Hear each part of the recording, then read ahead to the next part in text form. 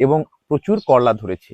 এই যে এখানে দেখুন করলা রয়েছে, এখানে করলা আছে, এখানে করলা, এগুলো প্রচুর এখানে করলা রয়েছে, উপরে করলা রয়েছে, উপরে এই দিকটাতে এখানে রয়েছে। পাশাপাশি একটি হচ্ছে লাউয়ের বীজ, একটি হচ্ছে আপনার করলার বীজ রোপণ করেছিলাম। সেই বপন করা বীজ কিন্তু এখানে আপনার এখন কিন্তু অঙ্কুরিত হয়ে গেছে। তো পরবর্তীতে আমি এটাকে সাইড করব, অন্য কোনো জায়গায় রাখবো যেখানে খুঁটির সাহায্যে আমি এগুলোকে কোনো জায়গাতে তুলতে পারি। তো এখানে দেখুন 6-7 দিন আগে লাগানো এই গাছগুলো কিন্তু এই অবস্থায় দাঁড়িয়ে আছে। 22 দিনের মাথাতে করলা এবং লাউ গাছের চারাটা এই অবস্থায় আছে। যদিও এখানে আমি ভাবছি করলাটাকে শেষ পর্যন্ত রাখবো, লাউ গাছটাকে এখান থেকে শিফট করে নেব। তো 22 দিনে এইটুকু গ্রোথ হয়েছে, নতুন পাতা আসছে। পরবর্তীতে দেখা যাক কি হয় এখান থেকে। বীজ বপন করার 60 দিনের মাথায়, অর্থাৎ 60 ডে লেটার, করলার গাছটা এই অবস্থায় দাঁড়িয়েছে।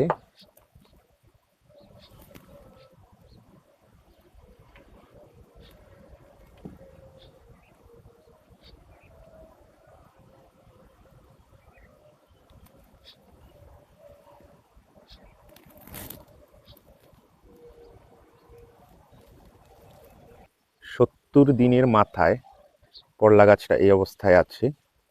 এখনো পর্যন্ত কিন্তু কোনো প্রকার ফলের এখানে দেখা যাচ্ছে না, কিন্তু গাছের দেখুন মাথাগুলোতে ফুল আসবে এমন কিন্তু সংকেত কিন্তু এখানে পাওয়া যাচ্ছে। এই যে মাথাগুলোতে দেখুন এখানে ফুল আসবে এমন অবস্থা হয়েছে।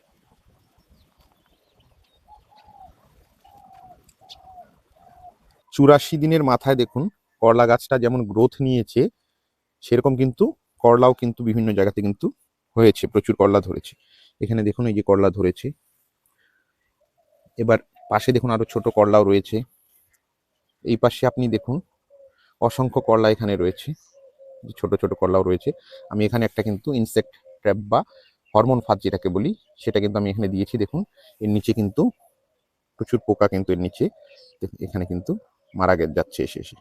তো এটা না দেওয়ার আগ পর্যন্ত ফলগুলো কি হচ্ছিল, একটু হলুদ হয়ে গিয়ে নষ্ট হয়ে যাচ্ছিল, সেই জন্য এটা দিয়েছি। উপরে দেখুন এখানে এই বড় করলা এখানে হয়েছে, এখানে রয়েছে করলা।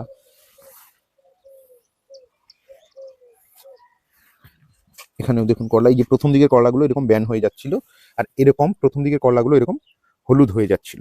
এই যে এই জন্য কিন্তু আমি হরমোন ফাঁদ বা ইনসেক্ট ট্র্যাপ যেটা, সেটা আমি কিন্তু ওখানে দিয়েছি। এই দেখুন পাশে কিন্তু এই করলাগুলো মোটামুটি ম্যাচিউরিটির দিকে যাচ্ছে, এর মধ্যে কিন্তু তোলা যাবে। তো আশা করছি 84 দিন, আজকে 90 দিনের মাথায় হয়তো আমি হারভেস্ট করতে পারবো। আসলে প্রথম দিকে এখানে না গ্রোথটা খুব বেশি গাছের ছিল না, আমি খুব একটা বেশি যত্ন পরিচর্যাও সেভাবে করিনি। ভেবেছি কিভাবে কেমন বা হয়, সেই জন্য কিন্তু এতটা পরিচর্যা আমি করিনি। কিন্তু এখন দেখতে পাচ্ছি ভালো ফল ধরেছে, গাছের গ্রোথও কিন্তু ভালো হয়েছে। আজকে 90 দিনের মাথায় আমি যে করলা গাছের বীজটা বপন করেছিলাম, সেই করলা গাছটা আজকে এরকম পুরো একদম চারিদিকে কিন্তু ছড়িয়ে গেছে, প্রচুর করলা ধরেছে। দেখুন এখানে করলা রয়েছে, এখানে করলা আছে, এখানে করলা রয়েছে, এই যে এই জায়গাটা করলা রয়েছে, ঠিক আছে, এখানে করলা রয়েছে। এই করলাগুলো অলরেডি ম্যাচিওর হয়ে গেছে, তাই আমি এখান থেকে যেরকম করলা এটাকে আর এই করলাটাকে, এই দুটো করলাকে যেরকম আমি তুলেও নেব। তারপরে আপনাদের এদিকে দেখুন এখানেও প্রচুর করলা রয়েছে, এখানে এই যে দেখুন এই জায়গাটাতে এখানে করলা রয়েছে, এখানে করলা, এখানে করলা রয়েছে, যে প্রচুর করলা ধরেছে। উপরের দিকেও যদি দেখাই, এখানেও দেখুন করলা রয়েছে। এখান থেকে আমি করলা এটা পেরে নেবো, এটা কিন্তু ম্যাচিওর করলা হয়ে গেছে এটা, ঠিক আছে। আমি এই করলাটাও তুলে নেব। এই যে করলাগুলো আপাতত এই 4টে করলা তুলে নিলাম, ঠিক আছে। দেখুন করলাগুলো কিন্তু সাইজও কিন্তু যথেষ্ট বড় হয়েছে, দেখুন এইগুলো খুব ভালো বড় হয়েছে। এবার করলা গাছটা আমি রোপণ করার পর থেকে কিভাবে আমি এর পরিচর্যা করেছি, সবার প্রথমে আজ থেকে 90 দিন আগে একটা বীজ বপন করেছিলাম, সেখান থেকে কিন্তু একটাই গাছ হয়েছিল।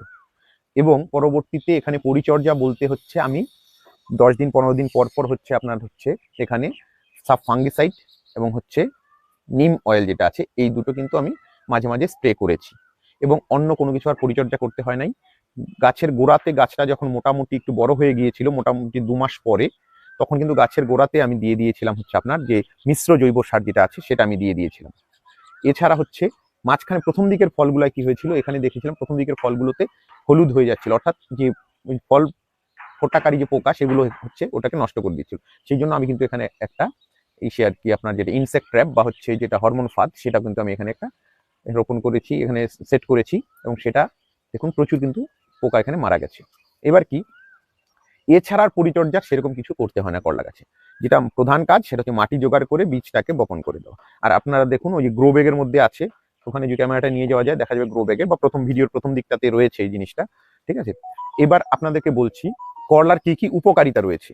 করলার উপকারিতা হচ্ছে, করলা যেমন আমাদের হচ্ছে ব্লাড সুগারটাকে কন্ট্রোল করে, কোলেস্ট্রল নিয়ন্ত্রণ করে, ত্বকের কোনো সমস্যা থাকলে সেটাকে হচ্ছে কন্ট্রোল করে, ঠিক আছে। তারপরে হচ্ছে আমাদের যে পেটের কোনো সমস্যা থাকে সেটাকেও আমাদের হচ্ছে এটা হচ্ছে নির্মূল করে করলা। এবার করলার প্রচুর ওষুধ গুণাদি রয়েছে, এর মধ্যে যেরকম ভিটামিন রয়েছে, মিনারেলস রয়েছে, ফাইবার রয়েছে।